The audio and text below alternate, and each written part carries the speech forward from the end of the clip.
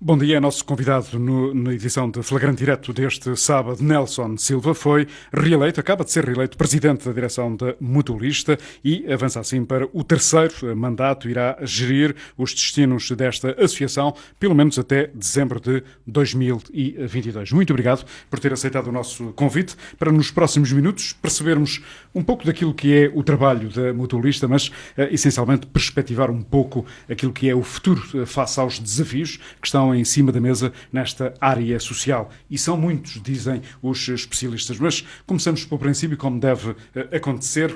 Bom dia. Por que é que avançou para mais um mandato na Mutualista Covilhanense? Olá, muito bom dia e muito obrigado pelo convite que me endereçaram. É sempre um gosto estar na Rádio Cova da Beira. Bem, a continuação tem que ver precisamente com um conjunto de investimentos que nós lançámos já este ano. O mais relevante deles, a reabilitação do edifício que temos na Avenida de Santarém, para entrarmos na área do turismo social, do turismo sénior. E, por outro lado, também um projeto que acarinhei desde há um ano a esta parte, que é a plataforma supramunicipal de intervenção social para a Cova da Beira. Foram os dois projetos que levaram a... São dois projetos muito, muito relevantes.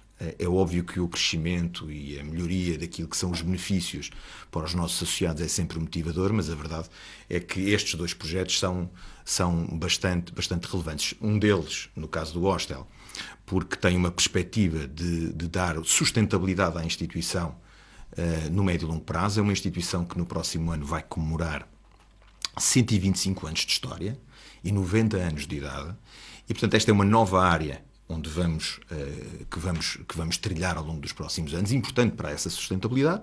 E, por outro lado, e tendo atenção precisamente a um conjunto de desafios que hoje se apresentam no âmbito do terceiro setor, do setor da economia social e às IPSS também, e no apoio às valências de terceira idade, a vertente de investimento muito relevante que pode vir a ser uma unidade que é uma estrutura residencial qualificada, neste caso, para as mesas. São dois importantes projetos e que, obviamente, fizeram com que tivéssemos que fazer um balanço daquilo que foi feito, mas também do que pretendemos ainda em relação ao futuro. Em 2000... Enfim, senti-me acompanhado, tenho a minha equipa, a equipa mantém-se, e, enfim, satisfeito e com muita vontade de poder levar a bom porto estes projetos. Em 2018 disse que se fechava um ciclo na vida da Associação Mutualista e que o próximo ano se abriria um novo ciclo com novos desafios. Este vai ser o último mandato para concretizar esses desafios ou não? Confesso que no momento atual sim, mas estas coisas temos que ir vendo como elas vão evoluindo. Para já, disse o Paulo e disse muito bem, há um ciclo que tinha que ver com a consolidação interna, a procura do equilíbrio financeiro. E esse está conseguido? E esse está perfeitamente conseguido, também de projeção e de reconhecimento da própria instituição a nível regional e a nível nacional, e isso também foi plenamente alcançado.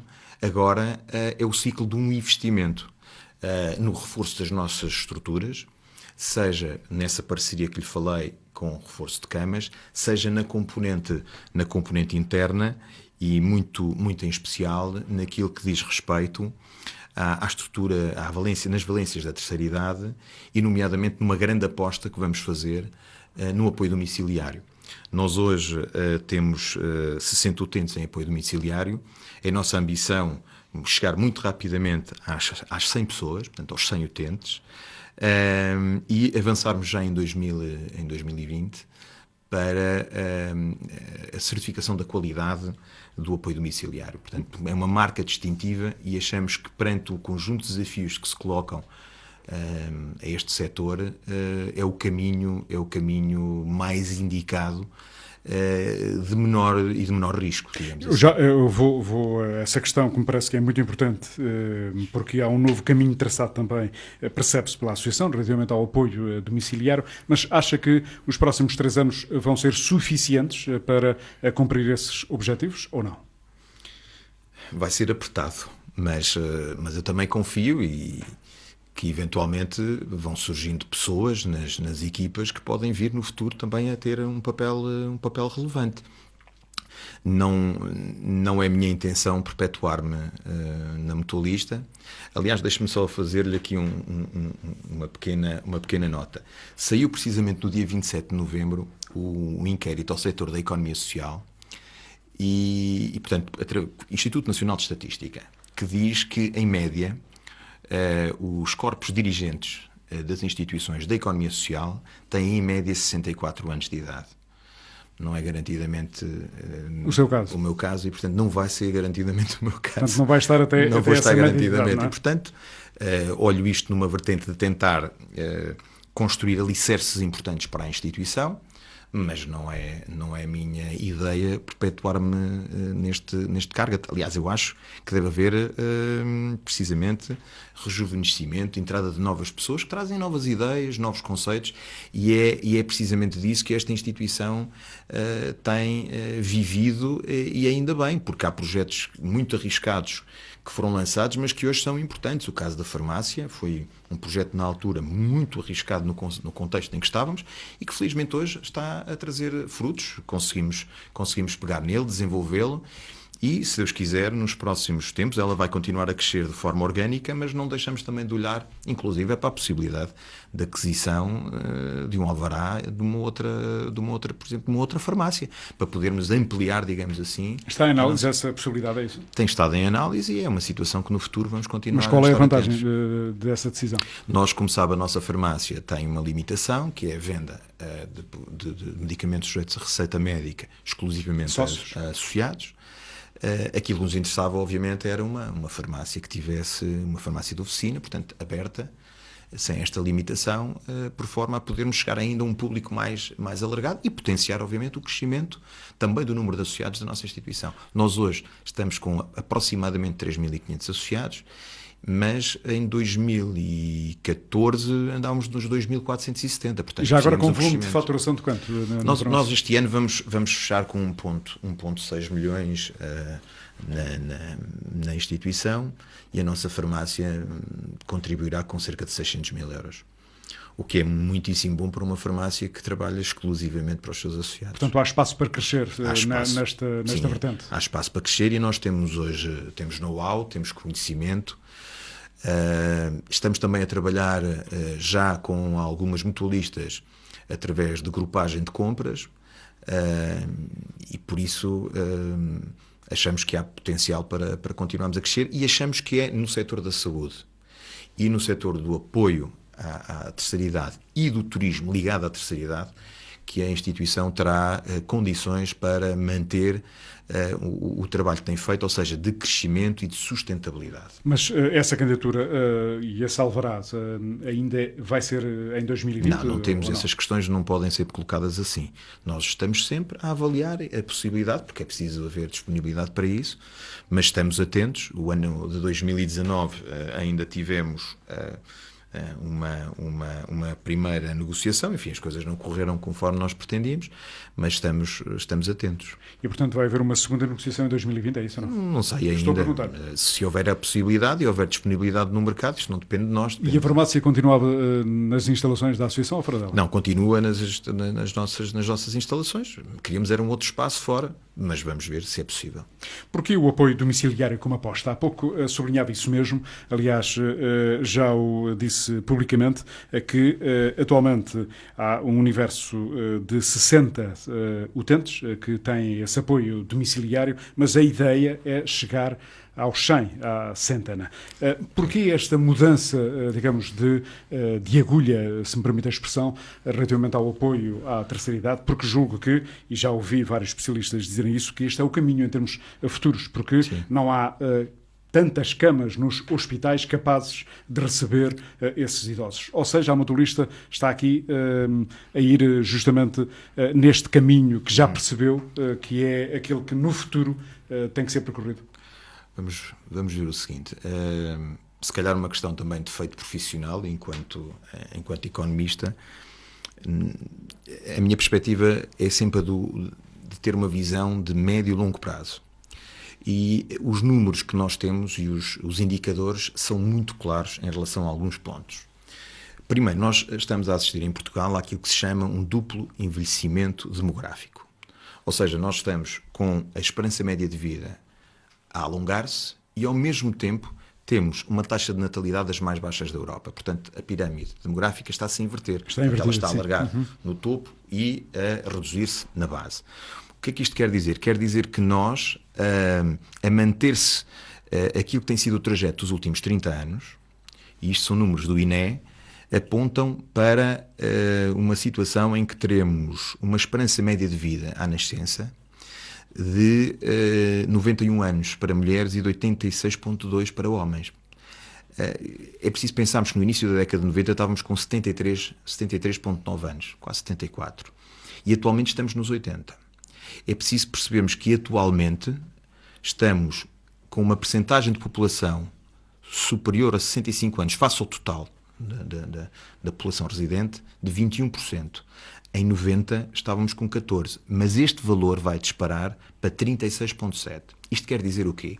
Quer dizer que nós vamos ter, em 50 anos, quase mais 1 milhão de pessoas com mais de 65 anos. Estamos a falar de quase 3 milhões de pessoas. Isso, a juntar os mais 2 milhões. Sim. Exatamente. Ora, o que é que isto quer dizer? Quer dizer que ou descobrimos petróleo, ou lítio, ou outra coisa qualquer, ou temos uma reformulação completa na forma como financiamos e como geramos riqueza no país, ou é insustentável responder a isto tudo. Não temos capacidade. Estamos a falar de 1 milhão de pessoas a mais.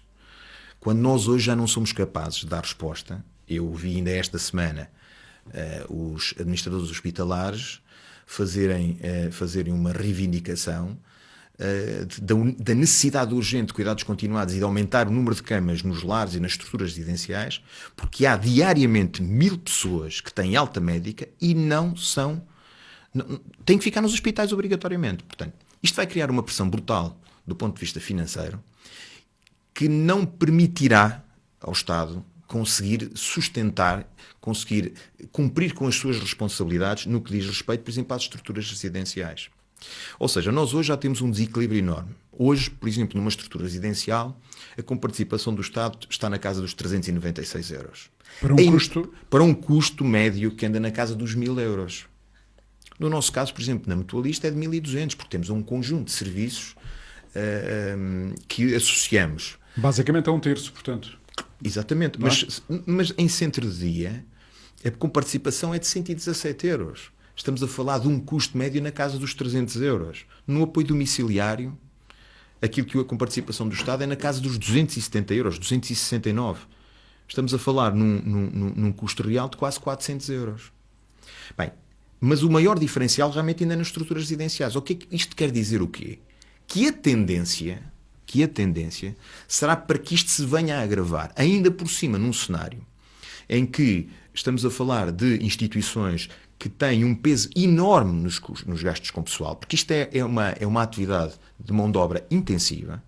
O último estudo que existe do ano passado da Universidade Católica indica que cerca de 58% dos gastos destas instituições é em pessoal. Veja o impacto que isto tem, por exemplo, com aumentos do salário mínimo nacional. Eu dou-lhe o seguinte exemplo. Qual é o impacto, nos últimos 4 anos, o ordenado mínimo nacional cresceu 20%. As comparticipações do Estado nos acordos de cooperação cresceram 6,8%, não chegaram a 7%. Portanto, ficou... Isso é a reivindicação das Mas não é uma questão... Paulo, isto não é uma questão de reivindicação. Acompanhar isso mesmo. As instituições da economia social substituem-se ao Estado em várias áreas, na creche, nomeadamente na creche. Eu só estou a falar exclusivamente naquilo que diz respeito às violências da terceira idade. Ainda esta semana, Dom Manuel Felício, o Sr. Bispo da Guarda, fez este apelo, porque já hoje 46% das instituições da economia social dão prejuízo. Com este cenário as coisas complicam-se. O que quer dizer que está de acordo com aquilo que disse o Bispo da Diocese da Guarda. Mas totalmente. Veja, eu estava a questionar relativamente à nossa instituição.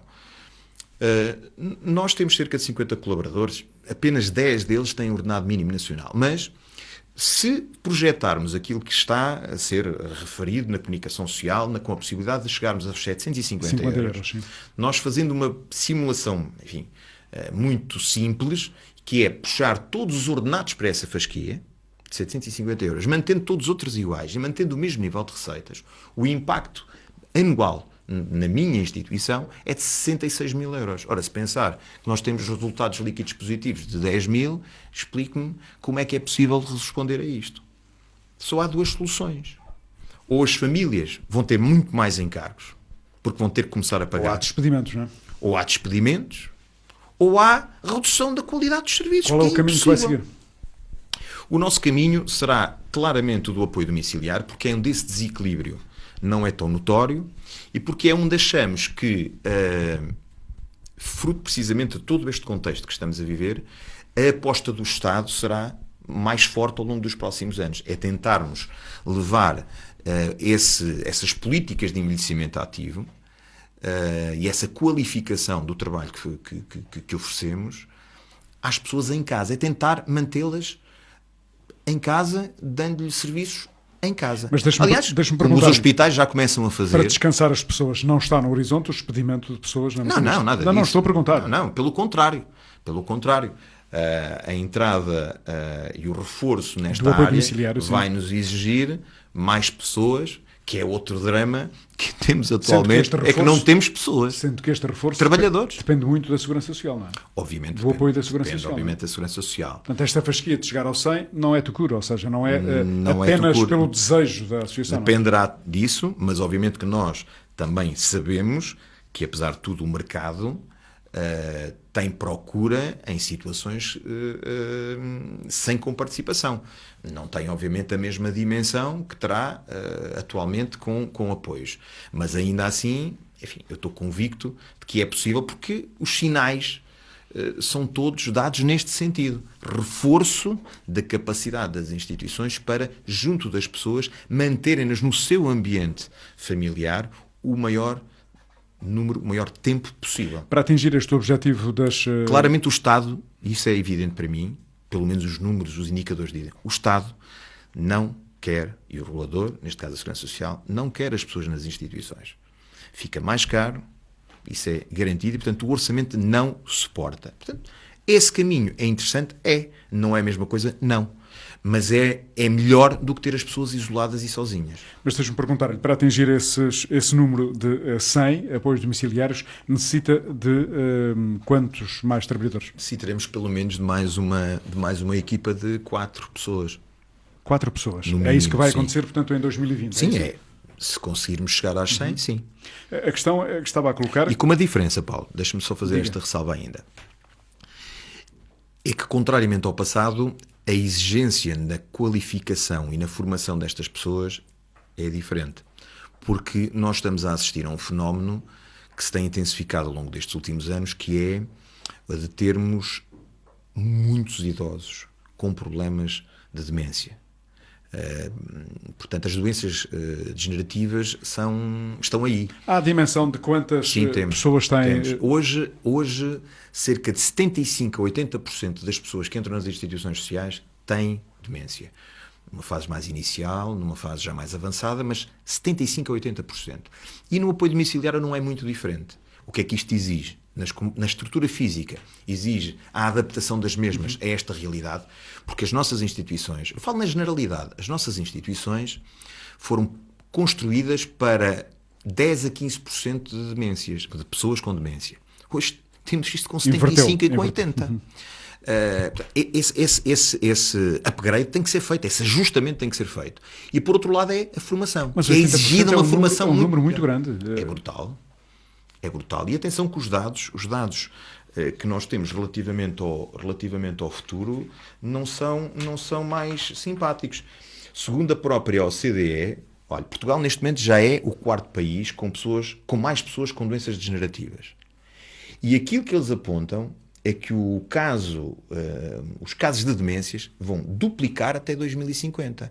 Ouça, e é possível, e é fácil. Qual é o peso de 75%. 75%. E é perfeitamente explicável quando analisamos precisamente aquilo que é a esperança média de vida. Ora, se na década de 90, início, estamos com 73 anos, e se apontamos para chegarmos a 2070 com 91 anos nas mulheres, por exemplo, e 86 nos homens, as demências, de forma perfeitamente normal, eu diria mesmo normal, vão crescendo. E por isso, esta projeção que diz que elas vão duplicar até 2050. E mais grave, é que nós, infelizmente, em Portugal, não temos uma estratégia nacional para isto, como, por exemplo, temos em Espanha. Nós tivemos o cuidado de visitar a rede que existe em Espanha para o Alzheimer, por exemplo, e percebemos, em Espanha existe essa rede. Infelizmente, em Portugal, a saúde mental, as questões das doenças degenerativas, enfim, são um parente pobre. É por isso que avança para a plataforma supermunicipal de intervenção social, onde a Mutualista Covilhanense, a Associação de Solidariedade Social de Silvares e a Santa Casa da Misericórdia de Belmonte assinaram recentemente esse protocolo. É, no fundo, para estar atento, por um lado, a esta nova realidade e também dar resposta em termos futuros. A minha questão, Dr. Nelson Silva, não é curto o número de instituições que estão nesta estrutura, nesta plataforma? Não, são as adequadas. É adequada. Porque nós, quando iniciámos este processo, tentámos que ele fosse sustentado em instituições mais ou menos com a mesma dimensão. Somos instituições de pequena e média dimensão, é o caso. Nesta fase são as necessárias, obviamente que no futuro haverá possibilidade de termos mais gente e mais instituições, porque isto é apenas o início. Mas estas três instituições têm capacidade para levar por diante esse projeto da construção dessa unidade? Tem, porque estamos a falar de um projeto que é inédito, eu diria até histórico, porque realmente conseguimos juntar três instituições que têm uma característica importante, ou duas características importantes. Primeiro, é que este território onde estamos, que é a Cova da Beira, identifica-nos a Cova da Beira, e por outro lado, temos também, todas elas, trabalhamos nas valências de apoio à terceira idade. E o problema das demências é comum às três, ok? E, portanto, isso identifica-nos. E isso faz com que nós partimos para este projeto tendo em atenção três grandes objetivos. Primeiro, é que percebemos que, em conjunto, trabalhando num sistema de partilha e de colaboração, em que substituímos a palavra concorrência por cooperação, porque na prática é isso, esta mudança um bocadinho também de paradigma, percebemos que juntos ganhamos dimensão, podemos ter economias de escala, podemos trabalhar de uma forma muito mais eficiente e muito mais eficaz. Como?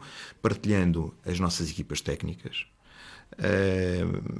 partilhando aquilo que são as infraestruturas que temos físicas e móveis, pensando em grupagem de compras e noutras situações. Não, o exemplo não está em causa, toda a gente elogia. O problema é o reduzido número de instituições. Por outro lado, nós sabemos que é muito importante aproveitar o facto de termos três instituições de três concelhos, ganhamos vantagens competitivas, digamos assim, naquilo que são a possibilidade de fazermos candidaturas, não só a fundos comunitários, mas também às empresas que exercem a sua responsabilidade social no território nacional. E isso para nós é uma grande vantagem. E eu diria que um terceiro ponto tem muito a ver precisamente com o peso, termos consciência do peso que temos na economia social dentro da economia local. Que essa é uma questão que a nós, os três, nos diz muito, porque achamos que grande parte das pessoas não tem essa noção, nem tem ideia do efeito multiplicador que tem cada euro que estas instituições recolhem. Ou seja, por exemplo, nós, entre as três instituições, temos um nível de receitas na ordem dos 4 milhões de euros. O efeito multiplicador sobre a economia local são 16 milhões. Os últimos indicadores que temos, de há um ano atrás, da Universidade Católica, dizem que o efeito multiplicador de cada euro de receitas que estas instituições garantem se multiplica por 4,25. 21,8. Eu estou a fazer um número redondo, apenas multiplicando por 4, estamos a falar de 16 milhões de euros de injeção. Nas três instituições. Só estas três. Eu diria que nesta fase, nós, para este projeto, não precisaremos de mais instituições. Somos três, temos estruturas muito similares, temos capacidade e temos balanço para conseguir financiamento e para termos apoio e apenas isso. Neste momento o projeto está... Qual é o próximo passo? Eu posso dizer, neste momento estamos a fazer a avaliação do imóvel e do terreno, porque, como deve imaginar, há uma entidade que, nesse sentido, tem um investimento que já foi feito. E, portanto, isso tem que ser tido em atenção. Santa Casa da Misericórdia de Belmonte. Santa Casa da Misericórdia de Belmonte. Temos marcado já para o início de janeiro uma reunião com uma equipa de juristas que nos vai ajudar a estruturar o modo de governação desta plataforma. Em paralelo, já iniciámos também contactos com o gabinete de arquitetura, porque, em virtude da visita que fizemos não só a Salamanca, mas também ao centro, ao Bento XVI, em Fátima, a unidade de cuidados continuados do Bento XVI, percebemos que, do ponto de vista arquitetónico, há alterações que têm que ser feitas especificamente por causa dessa situação das demências, e assim que tenhamos um primeiro esboço, vamos tentar também fazer logo a orçamentação e fazer o estudo de viabilidade. Eu penso que até junho toda esta componente estará devidamente tratada, por forma em que entre junho e dezembro do próximo ano possamos começar a tratar da componente de lançamento mesmo da obra, e penso que a partir de 2021 estaremos em condições de iniciar este projeto, e não coloco, como já percebeu, não coloco sequer grandes dificuldades em matéria de financiamento, porque penso que temos o balanço das três instituições é suficiente. E para outra situação é que o próprio risco de fazer isto é diluído por três instituições, e mesmo para quem financia é muito mais fácil, é muito mais confortável apoiar. Nós, no momento atual, o valor que temos é na ordem dos 3 milhões, mas confesso-lhe que, depois de termos tido algumas conversas já preliminares, não será menos de 3 e não será mais de 4. Portanto, o valor provavelmente final andará entre os 3 e os 4 milhões de euros. Esta plataforma supramunicipal não é fragilizada com declarações como aquelas que ouvimos do Presidente da Câmara da Covilhã, dizer, o projeto não está solidificado, não é consistente e, portanto, decidimos não entrar. A Santa Casa da Misericórdia do Fundão fica para mais tarde. A Santa Casa da Misericórdia da Covilhã, num primeiro momento, disse que foi convidado, depois disse que já não foi convidado. Em que ficamos, Dr. Nelson Silva? Vamos lá ver. A plataforma supramunicipal de intervenção social para a Cova da Beira é uma plataforma de instituições sociais. Isso já percebemos, sim. Já percebemos. O projeto nasce há sensivelmente 3 anos. E quem arrancou com essa ideia foi o engenheiro Carlos Jerónimo. Eu, na altura, tive logo o cuidado de conversar com ele e dizer que tinha todo o meu apoio se entendesse avançar com o projeto. De resto, na sequência de uma entrevista dada aqui. Na Rádio Cova da Beira, precisamente. E por motivos que, enfim, agora não vale a pena estarmos aqui a desagregar e a analisar, não foi possível. E eu logo na altura disse ao engenheiro Carlos Jerónimo que era uma ideia que tinha que ser colocada em prática, porque precisávamos que ela fosse concretizada.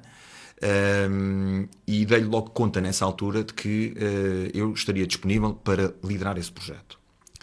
O que acontece é muito simples. Ele não avançou de imediato porque, entretanto, há 2 anos iniciei precisamente um processo similar dentro das mutualistas, que ficou concluído o ano passado, em setembro, outubro. Foi a partir daí que voltei a pegar neste processo.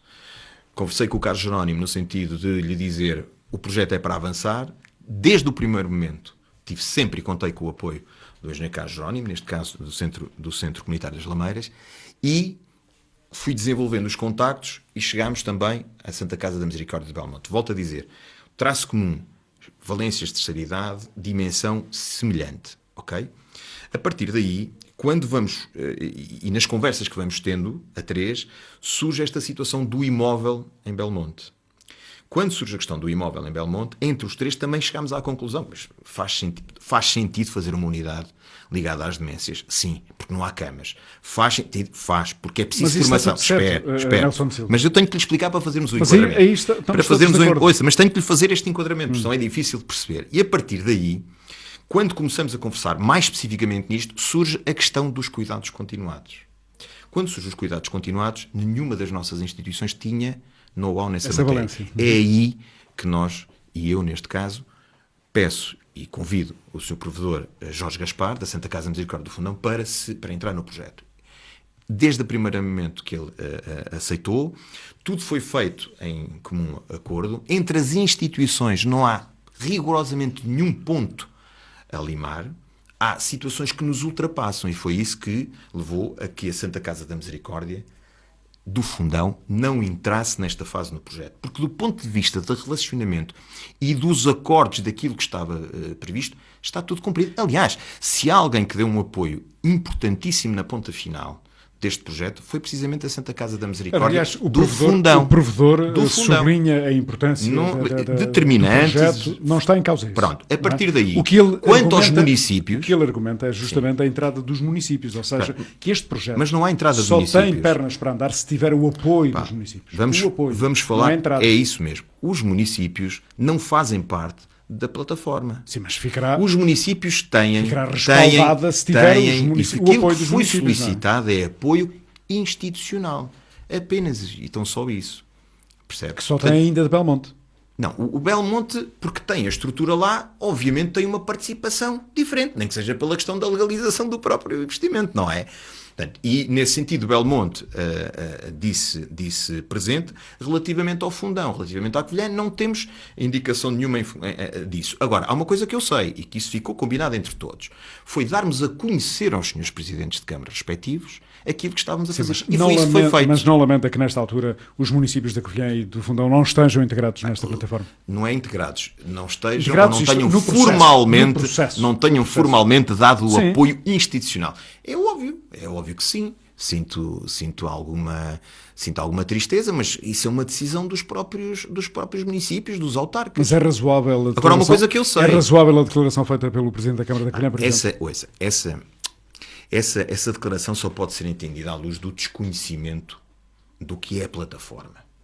Não tenho outra forma de o dizer, porque isto é uma plataforma de intervenção social que visa criar condições para que haja sinergias entre as instituições, para partilha de infraestruturas, para grupagem de compras, etc. E para um investimento que não faz sentido cada uma das instituições fazer per si. Mas, Dr. Nelson Silva, toda a gente, pelo menos que eu contactei para saber a reação relativamente a esta matéria, elogia a ideia, elogiou o projeto. Isso não está em causa. O que está em causa é que depois ouvem-se, o projeto ainda não está suficientemente maduro, da Câmara da Covilhã, a Santa Casa Misericórdia do Fundão diz que estará disponível, mas para mais tarde, num outro passo. O município do Fundão ainda não se pronunciou sobre a matéria. Isto começa mal ou não? Não, mal não começa, pelo contrário.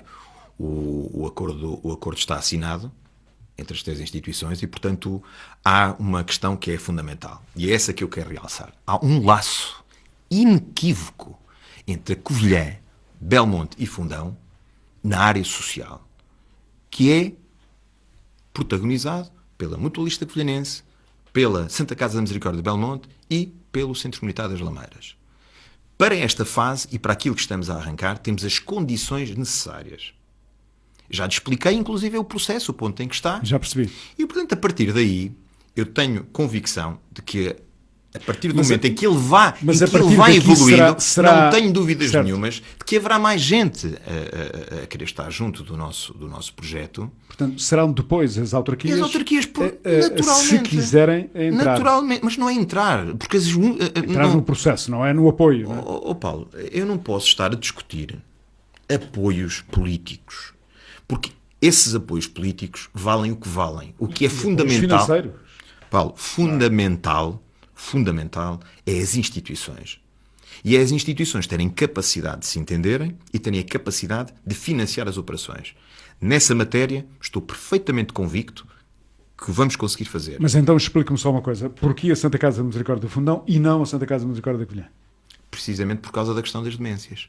Porque a Santa Casa da Misericórdia do Fundão era a única que tinha know-how na área das demências. E foi por isso que lancei o convite ao Sr. Provedor. Porque se assim não fosse, não se entrava. Assim não fosse, não entrava. Não havia necessidade de... Não havia lugar para esse convite. Porque as condições e a dimensão da própria instituição já nos explica que há uma característica. Todas estas 3 instituições temos uma dimensão em comum. Ora, praticamente a Santa Casa da Misericórdia do Fundão é quase equivalente, ou até penso que superior, às 3 juntas. Sim, mas quanto maior a escala, melhor. Mas, Paulo, mas não é só escala, porque às vezes há outras situações por detrás que é preciso trabalhar e preparar e que podem provocar e provocam desequilíbrios. E, portanto, eu agora não lhe vou estar aqui a explicar com detalhe, não é o momento, mas se nós consideramos que este é o melhor caminho, é por algum motivo. Há muito trabalho que já foi feito de retaguarda. Não vou imagino. Está feito de retaguarda. Ninguém parte para um projeto a dizer, como eu estou aqui a afirmar, que vamos ter um investimento entre 3 a 4 milhões de euros e não me viu ainda já me viu preocupado em dizer que este projeto eventualmente não é financiável. Não viu. Porquê? Porque precisamente tenho trabalho feito já de retaguarda e sei daquilo que estou a falar. Tem essa garantia, é isso? Agora, é preciso ver que tem essa garantia de financiamento? Não tenho essa garantia, mas tenho clara convicção daquilo que conheço, e é uma área que, enfim, do ponto de vista profissional, como sabe, domino relativamente bem, e, portanto, não tenho dúvida rigorosamente nenhuma sobre a viabilidade do projeto e sobre o seu financiamento, até porque há vários instrumentos nesta fase que podem ser utilizados, que não havia há 3, 4 anos. Portanto, vão desde o PARS, vão ao IFRU, vai ao Jéssica, ao PCAPI, AN. O PCAPI está dentro daquilo que é o programa agora falhou-me o nome, do Plano Juncker. Portanto, há várias possibilidades para financiar a operação. Essa não é a questão fundamental. A questão fundamental é que temos vontade. E, portanto, a partir daí, quando há vontade, e é isso que eu gostava só de deixar, aproveitando que estamos aqui na Rádio Cova da Beira, Cova da Beira. Exatamente. É que as pessoas podem estar convictas de que quando as instituições têm vontade, têm determinação, têm ambição, têm competência, os projetos surgem. E por arrasto, as coisas vão melhorando. E, portanto, há de haver mais gente interessada em estar connosco para outros projetos, em que fará sentido alargarmos a base. Mas então, para fecharmos este dossiê, conta ou não no futuro com o apoio das câmaras do Fundão, da Câmara da Covilhã, por aí fora? Eu conto e acho que não há outro caminho. Então, se 3 instituições se juntam para partilhar, para colaborar, para qualificar a oferta de camas na estrutura residencial e ainda dizer assim, vamos servir como plataforma de formação para outras instituições, podem trazer aqui os seus quadros. Essa é uma das ideias que trouxemos do Bento XVI. Carambas, mas que município é que pode estar contra isto, muito sinceramente? Que município?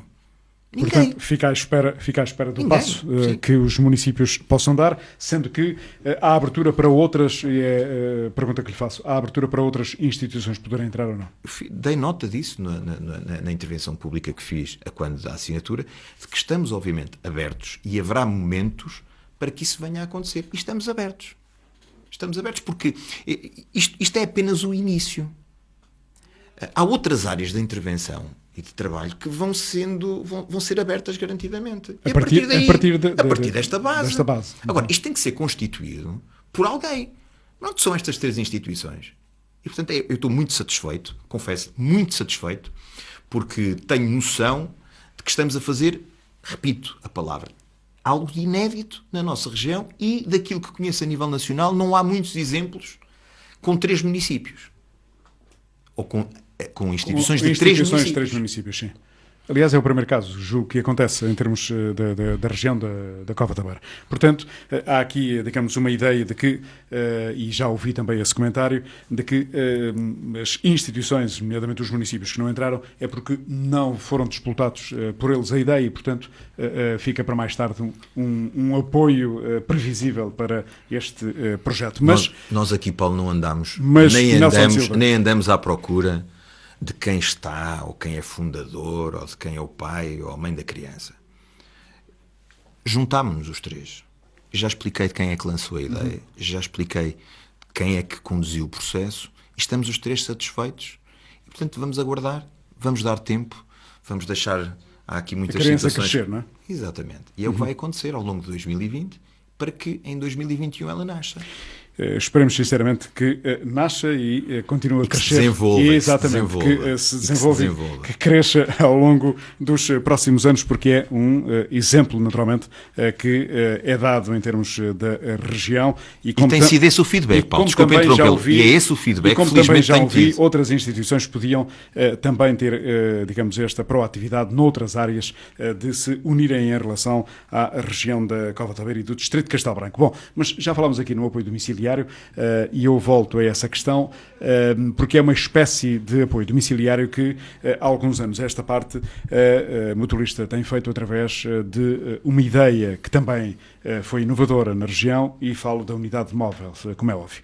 São 11 freguesias que julgo que nesta altura a unidade móvel visita, presta justamente esse trabalho e esse apoio. A verdade é que tudo isto é feito com meios financeiros, e se eles não existirem, bom, pode estar em risco, ou podem estar em risco os projetos. É esta a situação da unidade móvel ou não? É essa a situação, está corretíssima.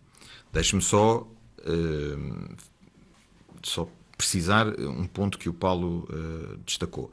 Nós neste momento atuamos em 10 localidades. Vamos partir, em janeiro passamos a 11, porque acabámos de assinar o acordo com o Centro Social, com o Centro de Dia do Sarzedo, e portanto a partir de janeiro vamos ter mais essa freguesia, passamos a ter 11 freguesias. Como disse, este é um projeto inovador, é um projeto que tem já 4 prémios de reconhecimento nacional, o último dos quais da CCDR Centro. É um projeto que leva a estas populações mais carenciadas, mais isoladas, porque aqui a questão é muito do combate ao isolamento. Leva serviços de saúde, leva uma equipa multidisciplinar, uma técnica social, enfermeira ou médico, psicóloga, leva também a componente de exercício físico, com uma pessoa e com um professor de educação física, e leva ainda uma oficina de atividades ligada à componente multimédia e de informática, e portanto é uma equipa multidisciplinar. É um projeto caro. É um projeto que custa à Mutualista, agora com a introdução desta oficina de atividades na componente física e na componente da informática, custa-nos 90 mil euros ano. Estamos a falar de cerca de 71 mil em encargos com o pessoal. Na parte do equipamento, dizemos, da viatura e seguros, estamos a falar de 12.600 euros por ano, e mais 6.500 de outro tipo de encargos que têm muito que ver com o equipamento e com o material que nós utilizamos nos rastreios e nos outros atos de enfermagem, e, enfim, material, deslocações também, alimentação, etc. Portanto, é um projeto caro. É um projeto que, por exemplo, em 2019 teve apenas um apoio do ponto de vista financeiro. Okay? Teve apenas um apoio, que foi o da fidelidade, com cerca de 17 mil euros. E como é que se aguenta um projeto destes sem apoios? Já lá vamos. Depois tem também uma parceria com a Câmara Municipal da Covilhã, que disponibiliza o motorista e disponibiliza o combustível. E esse valor não está aqui incorporado. Okay? Isto é aquilo que nos diz respeito a nós, apenas. Portanto, nós contámos com 17 mil euros em 2019. Em 2018 não tivemos qualquer tipo de apoio, nem de empresas na área da responsabilidade social, nem outros. E em 2017, no arranque do projeto, contámos com 25 mil euros do BPI, Fundação La Caixa, e com 50 mil euros da Câmara Municipal da Covilhã, okay? Que adicionou depois ao motorista e ao gasóleo. Aquilo que nós temos feito é da nossa atividade, daquilo que é a geração de proveitos e de receitas da nossa instituição, deslocamos uma parte desses proveitos para sustentar esta atuação.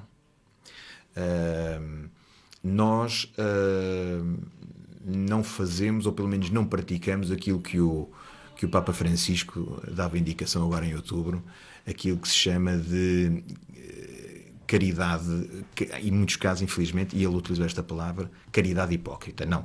Nós somos uma empresa social, Somos uma mutualista, temos estatuto de IPSS, atuamos em áreas e atividade económica regular e aquilo que fazemos é gerar proveitos que transformamos em benefícios para os nossos associados e o restante aplicamos na área social. É isso que nós financiamos. É desta forma que nós estamos a financiar esta unidade móvel.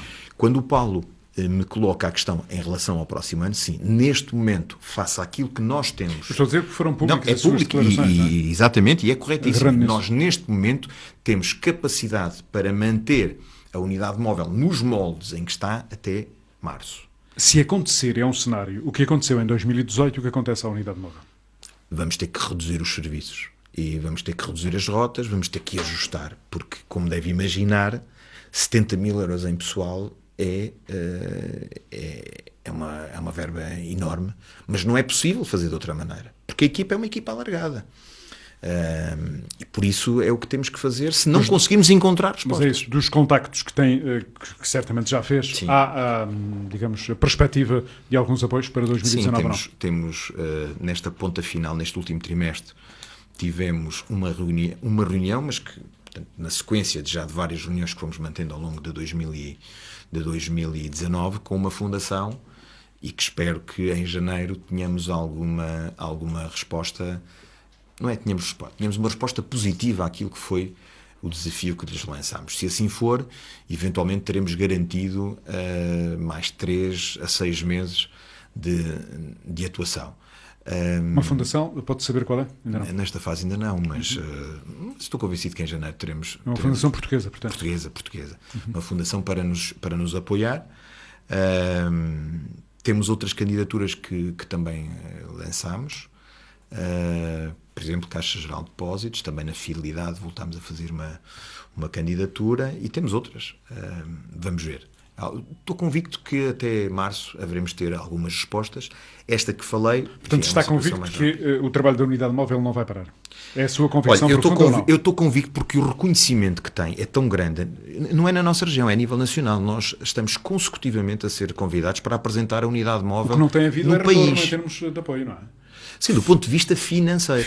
Sim, é óbvio que nós gostávamos de ter um apoio financeiro adequado a um trabalho deste género. Quer dizer, eu quando ouço o Primeiro-Ministro António Costa, agora no período eleitoral e em debate público, dizer que as unidades móveis são uma aposta que o Governo vai desenvolver ao longo dos próximos anos, também ouvi isso relativamente à CIM.